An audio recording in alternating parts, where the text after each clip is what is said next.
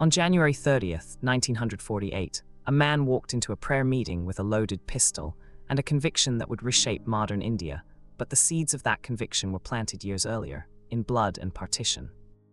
I've read the court transcripts myself. What strikes you first isn't the violence, it's how ordinary the morning felt. January 30th, 1948, New Delhi. Mahatma Gandhi was 78 years old, frail, walking with a cane. He'd survived the British Raj, fasts that nearly killed him, and now he was navigating the wreckage of partition. What he didn't know, what none of his security detail knew, was that a group of men had spent weeks planning his death.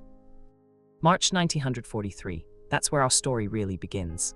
Gandhi had just emerged from Aga Khan Palace, where the British imprisoned him for leading the Quit India movement. He was released weakened, but still the moral spine of Indian independence. But the subcontinent was fracturing.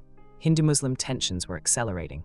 And in the shadows, a man named Nathuram Godse was watching, waiting, becoming something darker.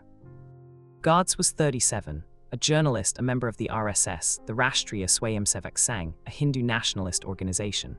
To him and thousands like him, Gandhi wasn't the liberator. He was a traitor, a man willing to hand over Hindu India to Muslim rule. The partition plan was being finalized. Millions would die crossing new borders, and Godse believed he knew exactly who was responsible. Here's what people miss: Godse didn't act alone. By late 1947, as partition became reality and Hindu refugees flooded into India with stories of massacre, a network was forming. Godse had connections to Nathuram Apt, a co-conspirator. Together, they began attending Gandhi's prayer meetings, watching, calculating. They weren't impulsive, they were methodical. August 15, 1947. India was independent, but it was also bleeding. Partition had begun in June. By August, over 1 million people were dead. Hindu-Muslim communal violence was spiraling. Gandhi, now 77, was pleading for peace. He was fasting, praying, trying to hold a nation together with moral authority alone. Godse saw weakness. He saw betrayal. December 1947, 6 weeks before the assassination. Godse and Apt made their move. They acquired a pistol, a Beretta, .38 caliber. They attended Gandhi's prayer meetings regularly now. They knew his schedule.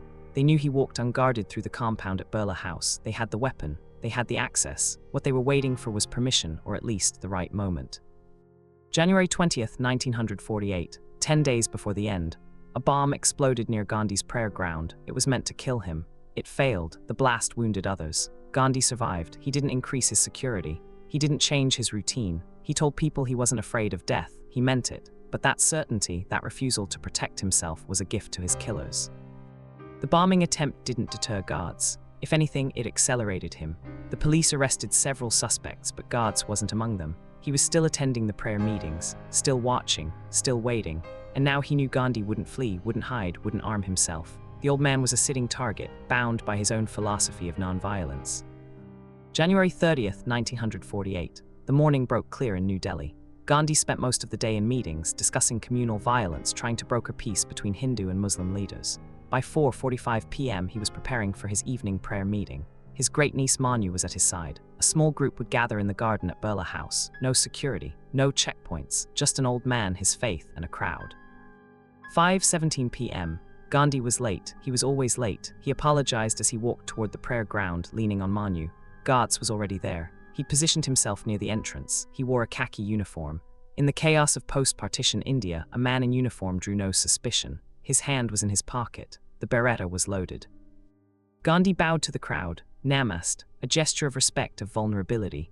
Godse stepped forward. The witnesses would later say it happened in seconds. No words, no warning.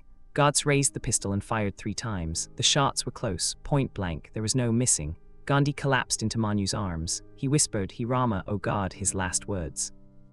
Godse didn't run. He stood there as the crowd realized what had happened, as they rushed at him, as they would have torn him apart if the police hadn't intervened. He was arrested within minutes. And here's the detail that haunts the historical record. Godse was calm, unrepentant. He believed he'd done what was necessary. The trial lasted months.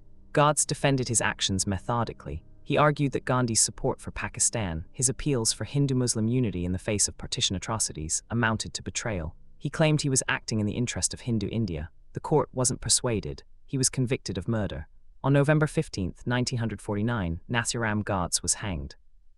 But the conspiracy didn't end with Godse's death. Questions lingered. How much did the RSS know in advance? Were there connections to government officials? The investigation was thorough for 1948, but it was also conducted in a nation in shock, fractured by partition, desperate for closure. Some stones were left unturned. Some questions remained open. What matters now is this: Gandhi's assassination didn't stabilize India, it deepened the trauma. Partition had already fractured the subcontinent. Godse's bullets fractured the narrative. They proved that non-violence, even when wielded by a saint, can't protect you from those who believe violence is justified. The wound never fully closed.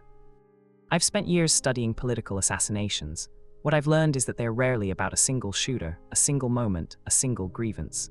They're the culmination of fractures in society, ideological rifts, communal violence, the dehumanization of an opponent. Godse didn't create those fractures. Partition did, but he weaponized them, and India paid the price.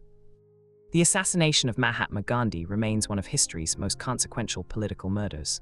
Not because it was unsolved, it wasn't, but because it revealed the limits of moral authority in a world torn by ideology and violence. Godse's motives were clear. He believed Gandhi was a traitor to Hindu India. Whether that belief was justified remains one of the great contested questions of modern history. Subscribe for deep dives into the assassinations that reshaped nations. There's a new case every week.